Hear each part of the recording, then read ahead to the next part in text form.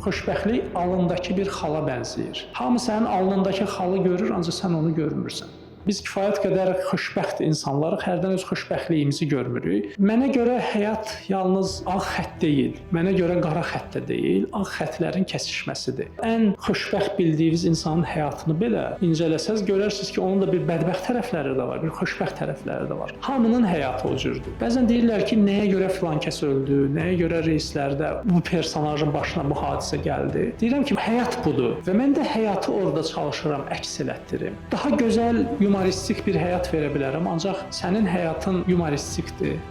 Sənin həyatın doğrudan da yəni o qədər rahatdır. Dünənləri Expoda kitab imzalayıram. Bir oxucu yaxınlaşdı. Dedi ki, müəllim, həyatım çox çətindir. Deyir, hərdən elə bir yerə gəlirəm ki, bilmirəm də bu problemin içindən necə çıxırım. Bu reallıqdır da. Bizim həyatımızda hərdən elə bir xətt olur ki, o burulğanın içində sanki batıram, bilmirəm həyatımı necə dəyişim. Bütün kitablarda çalışıram onu toxunum. Ancaq ondan bərabər mən orada bu problemin içindən bir çıxış yolu da verirəm. Dərdi verirəm, dərdin dəvasını da çalışıram göstərim. Ümidsizliyi verirəm, onun fonunda ümidi də göstərirəm. Nəyə görə? Əgər mən bir tərəfi versəm, digər tərəf olmasa, mənə görə bu ədəbiyyatın missiyası deyil də, o birbaşa bədbinlik aşılayacaq. Hamı baxır kənardan deyir, bu necə xoşbəxt adamdır. Ancaq sən özünü xoşbəxt bilmirsən. Bəlkə də mənim barəmdə hamı fikirləşir, həyatı çox möhtəşəm, belə. Çox tanıdığınız insanlar var, deyirsən, nə xoşbəxt insandır. Ancaq o xoşbəxt bildiyiniz insanlarla mən birbaşa söhbət edirəm, ünsiyyət edirəm, adam özünü bədbəxt sayır. O xal kimidir də.